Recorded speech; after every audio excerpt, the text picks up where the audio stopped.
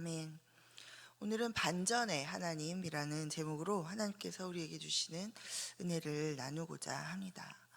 오늘도 우리 하나님의 은혜가 우리 아침부터 우리 온종일 풍성하게 여러분의 삶 가운데 여러분과 함께 하시기를 기도합니다. 우리 여러분께서는 하나님을 어떤 분이라고 생각하십니까? 먼저 엘리후는 그럼 하나님을 어떤 분이라고 생각하고 있는지 오늘 본문을 통해서 우리가 함께 좀 살펴보겠습니다. 첫 번째로 1절부터 8절까지 해서 이 엘리후는 하나님은 인간과는 저 멀리 떨어져서 계신 분이다라고 그렇게 말합니다. 인간이 죄를 범하거나 의롭게 사는 것으로 영향을 주고받는 것은 인간들끼리의 이야기이지, 하나님께서는 인간이 죄를 짓든 또 의롭게 살든 그게 직접적으로 하나님께 별다르게 영향을 끼치지 않고 하나님은 아무 상관이 없으시다라고 그렇게 주장합니다. 자, 우리 5절부터 7절까지 우리 함께 다시 보겠습니다. 5절부터 7절까지입니다. 그대는 하늘을 우러러보라. 그대보다 높이 뜬 구름을 바라보라. 그대가 범죄한들 하나님께 무슨 영향이 있겠으며, 그대의 악행이 가득한들 하나님께 무슨 상관이 있겠으며, 그대가 의로운들 하나님께 무엇을 드리겠으며, 그가 그대의 손에서 무엇을 받으시겠느냐. 자, 우리도 엘리후처럼 하나님을 그렇게 생각하는 경우가 있습니다. 나 같은 사람한테까지 하나님이 신경을 쓰시겠어? 네, 그냥 혼잣말이겠지만, 혼자 생각이겠지만 그렇게 생각할 때 있습니다. 또 나는 믿음도 별로 없고 또 기도도 많이 안 하고 교회에서 봉사도 안 하는데 그런 나 같은 사람한테 하나님은 관심이 없으실 거야. 또 내가 착하게 살든 또 나쁘게 좀 잘못을 저지르며 살든 그게 그렇게 높으신 하나님께 무슨 상관이 있겠어. 나는 나대로 그냥 사는 거지. 하나님은 그냥 하나님대로 계시고 나한테 이렇게 관심이 없으신 것 같아. 아무리 기도해도 응답도 없어. 우리 이런 생각들, 자, 이런 생각들은 이 엘리후가 하나님에 대해서 생각하는 방향과 같은 결을 지닌 그런 생각입니다. 자, 두 번째로 9절에서부터 16절까지에서는 또 엘리후는 이 하나님은 고통당하는 사람의 부르짖음은 듣지 않으신다라고 말합니다. 자, 그 이유는 이 고통당하는 사람들이 이 진실로 창조주 하나님을 찾는 것이 아니라 그저 자기들의 이 곤경을 해결하기 위해서 하나님을 이용하려는 태도로 이 부르짖는 것인데, 이것은 도리어 하나님을 속이는 것이고, 따라서 하나님은 당연히 그런 헛된 부르짖음에는 응답하지 않으신다. 그리고 그런 헛된 부르짖음에는 아예 관심조차 두시지 않는다라고 지금 말하고 있습니다. 자, 9절부터 13절까지 우리 다시 한번 보겠습니다. 9절부터 13절까지입니다. 사람은 학대가 많음으로 부르짖으며 군주들의 힘에 눌려 소리치나 나를 지으신 하나님은 어디 계시냐고 하며 밤에 노래를 주시는 자가 어디 계시냐고 말하는 자가 없구나. 땅의 짐승들보다도 우리를 더욱 가르치시고 하늘의 새들보다도 우리를 더욱 지혜롭게 하시는 이가 어디 계시냐고 말하는 이도 없구나. 그들이 악인의 교만으로 말미암아 거기에서 부르짖으나 대답하는 자가 없음은 헛된 것은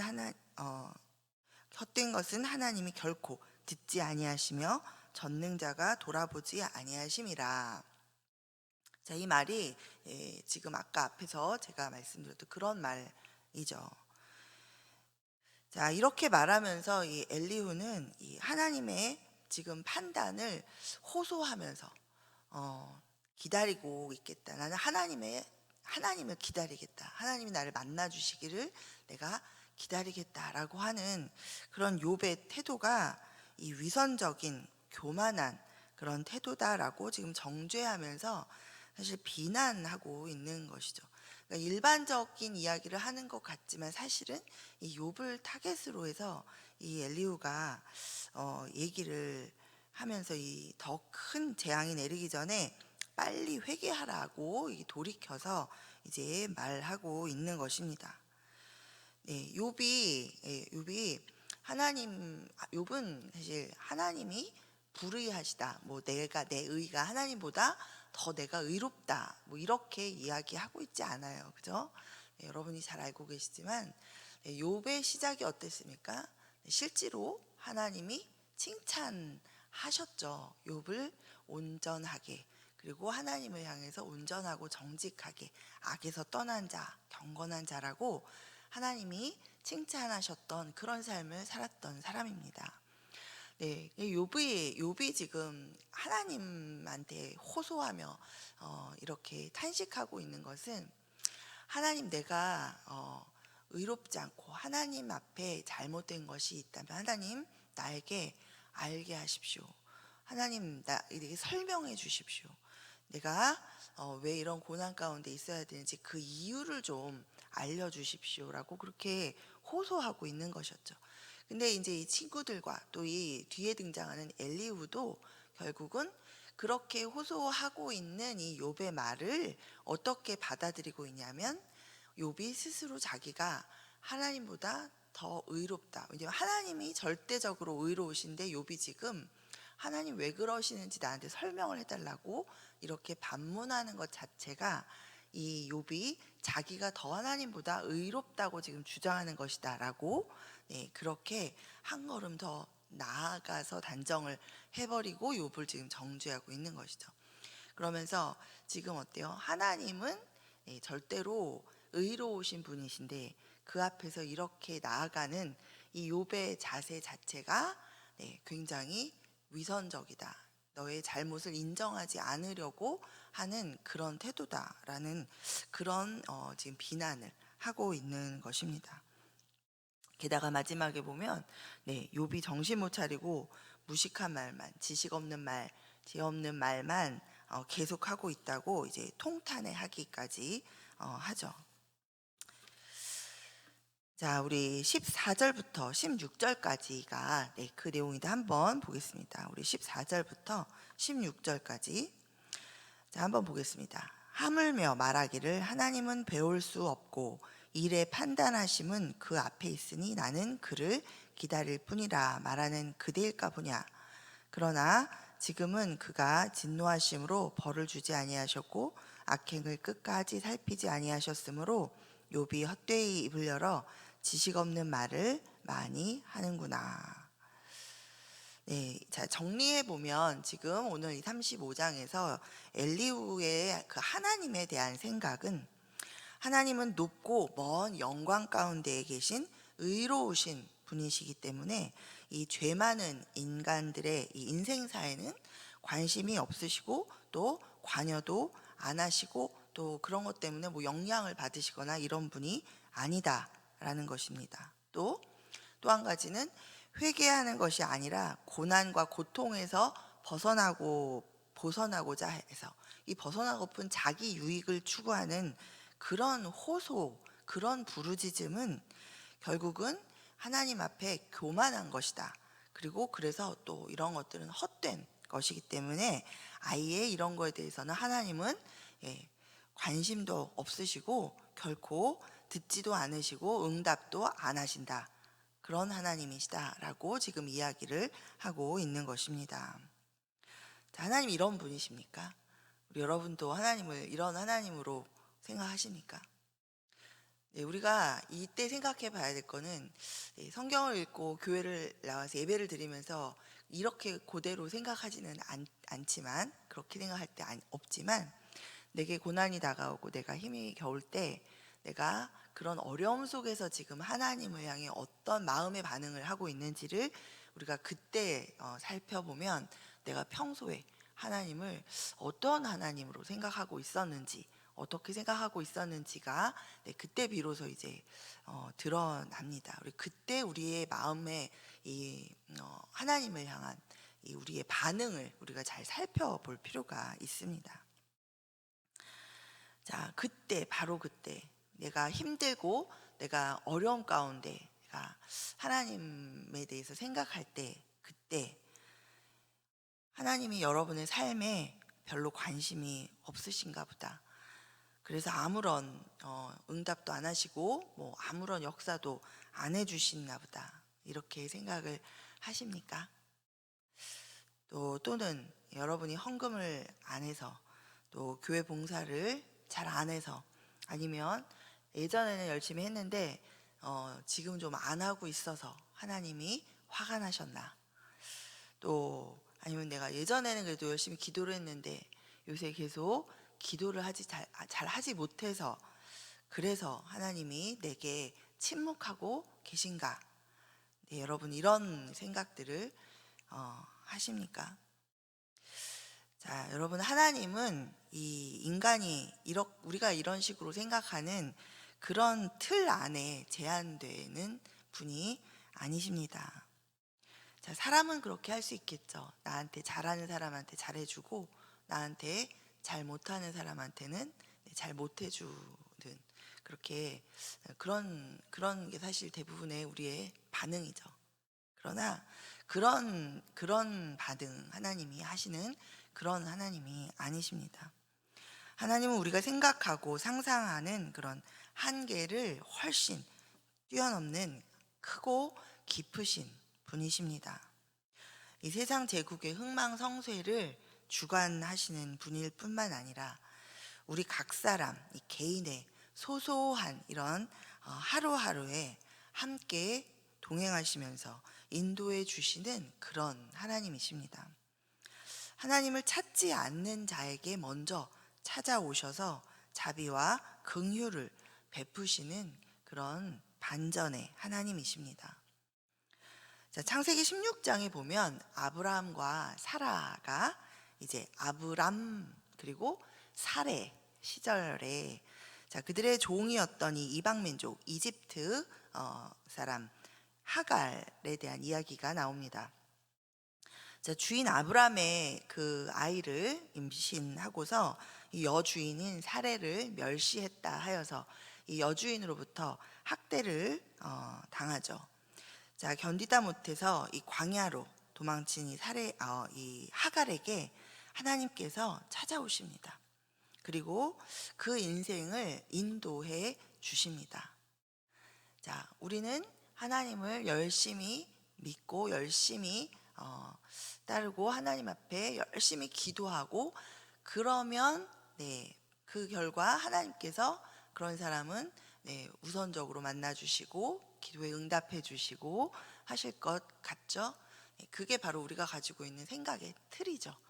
지금까지 우리가 욥기서에서 지루하게 반복적으로 보아왔던 우리 인간이 늘상 이렇게 적용하고 있는 그런 인과응보, 원인과 결과, 이렇게 하면 이런 결과라는 어떤 그런 틀 속에서 하나님이 일하실 것 같은 그런 우리의 생각인 거죠. 자, 그러나 여기에 이 하갈은 하나님을 잘 알지도 못하는, 게다가 이방 민족 출신의, 그리고 신분도 종의 신분으로 그렇게 있던, 또 우리 당시에는 숫자를 세는 숫자에도, 사람 숫자에도 들어가지 않았던 여인, 그런 입장에 있는 그런 존재였습니다. 그러나 이 존재가 인생의 위기 가운데, 어려움 가운데 이 처해서 울고 있을 때 하나님께서 먼저 찾아와 주시죠. 자, 반전의 하나님입니다. 우리가 기대하고 생각하는 그런 방향이 아닌데 전혀 다른 방향으로 하나님께서 일하시는 그런 하나님이시죠. 자, 성경은 그 내용을 이렇게 기록하고 있습니다. 하나님이 하갈의 고통을 들으셨다. 하갈이 자기에게 이르신 여호와의 이름을 나를 살피시는 하나님이라 하였으니 이는 내가 어떻게 여기서 나를 살피시는 하나님을 배웠는고 함이라. 이렇게 성경이 이제 기록하고 있습니다. 하나님은 인간사에 관심이 없으신 분이 아니라 인간사에 뛰어들어서 역사하시는 분이십니다. 우상이 우글거리는 이방인의 땅에 찾아오셔서 아브람을 먼저 부르신 하나님, 또 광야에서 울고 있는 하갈에게 찾아오셔서 또 돌봐주신 하나님, 430년 종살이를 하던 이 이스라엘 민족에게 먼저 찾아오셔서 홍해를 건너게 하시고 불기둥 구름기둥으로 인도해 주시고, 또 반석에서 물을 내서 마시게 하시고 만나와 메추라기로 먹이셨던 그런 하나님. 자, 그 하나님이 바로 오늘 우리들의 하나님이십니다. 그리고 그 하나님께서 또 그 반전의 하나님을 아주 우리에게 분명하게 보여주신 것이 바로 예수 그리스도 십자가 사건이죠. 자, 그 하나님께서는 우리를 죄에서 구원하시려고 독생자를 보내주셔서 이 인류의 모든 죄를 감당시키심으로 모든 사람이 구원에 이르는 길을 열어주셨습니다. 자, 하나님은 멀리 계시는 분이 아니라 지금 이 순간에도 우리 곁에서 우리와 함께 동행하시는 임마누엘의 하나님이십니다. 하나님은 정치 권력 또는 종교 권력 그리고 경제 권력으로 이 세상을 구원하시고, 또 그런 맥락으로 잘하면 상 주고 잘못하면 벌 주시는 그 틀 안에서만 일하시는 그런 하나님이 아니라, 희생의 십자가 죽음으로 세상을 구원하시고 잘하고 잘못하고 하는 그런 행위가 아니라 오직 믿음으로 우리를 자녀 삼아 주신 그런 은혜의 하나님이십니다. 어떤 규범화된 그런 틀 안에서 움직이시는 분이 아니라 이런 모든 틀과 제한을 무력화시키고 한계를 뛰어넘어서 우리 안에 역사하시고 우리를 이끌어서 인도해 가시는 그런 반전의 하나님, 우리의 상상을 뛰어넘도록 크신 하나님이신 것을 믿으시기 바랍니다. 아멘. 저는 지금까지 제 인생에서 가장 어둡고 힘들었던 그런 시간을 지나면서 이 욥기서를 읽으면서 많은 질문들을 하나님께 던지면서 씨름했었습니다. 기독교인으로 살아오면서 이 의문이 많이 생겼지만 믿음이 없어 보이는 것 같아서 감히 하나님께 묻지 않고 그냥 지나쳤던 그런 수많은 질문들을 이제 욥기를 읽으면서, 또 제가 가장 어둠 가운데 많은 질문들이 계속 일어날 때 그런 욥의 모습을 보면서 용기를 얻어서 하나님께 질문하면서 오랜 동안 씨름을 했었습니다. 마치 야복강 나루에서 그 하나님과 씨름했던 야곱처럼 하나님은 기꺼이 저와 씨름을 해주셨고, 또 그 시간을 통해서 저는 이 기복신앙적인 그런 종교인으로서의 모습을 조금씩 벗어버릴 수 있었습니다. 죄를 짓고 뭔가를 잘못한 사람에게만 고난과 고통이 찾아오는 것이 아니라 하나님께서 이 온전하고 정직하여서 하나님을 경외하며 악에서 떠난 자라고 그렇게 인정하셨던 욥도 이런 고난과 고통 가운데 있을 수 있다라는 그런 사실이 제게는 굉장히 큰 위로가 되었었고요. 또 내가 뭔가를 잘못해서 이런 고난이 왔나? 이런 식으로 생각하는 그런 정죄하고 근심하는 그런 습관에서 벗어나는 자유를 갖게 해 주었습니다. 누가복음 15장에 보면 돌아온 탕자의 이야기가 나옵니다.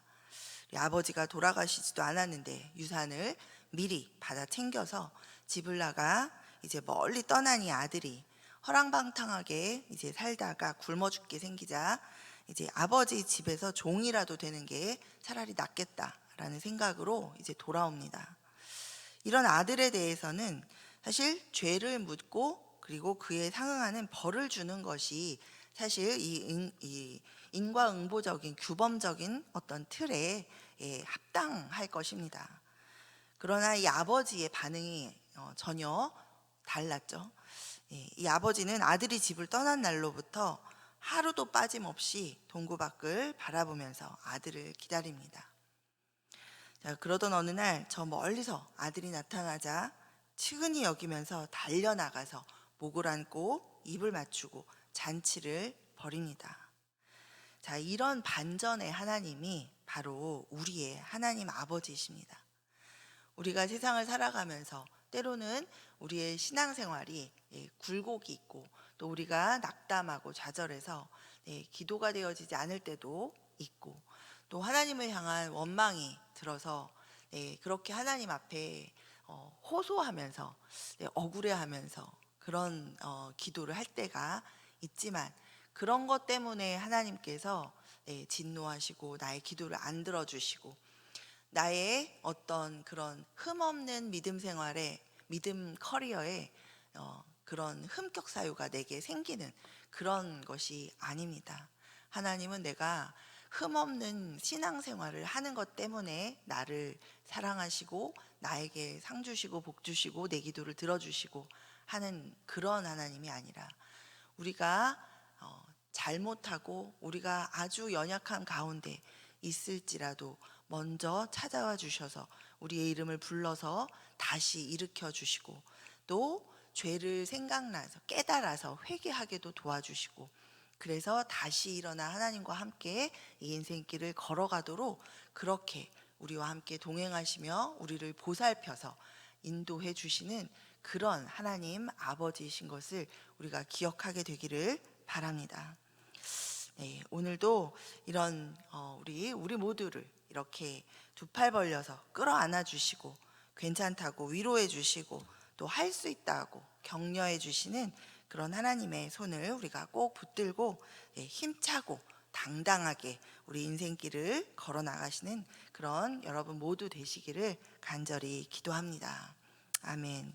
자, 우리 시간 오늘 우리에게 주신 이 하나님 말씀 붙들고, 하나님의 사랑이 내 마음 가운데 늘 넘쳐나게 하여 주십시오. 우리가 주님의 사랑 기억하고 주님을 의지하여서 오늘도 다시 일어나 당당하게 이 인생길을 주님과 함께 헤치며 걸어나가는 하나님의 사람으로 살게 하여 주십시오. 우리 이렇게 주의 이름 부르고 함께 기도하며 나아가겠습니다. 주여!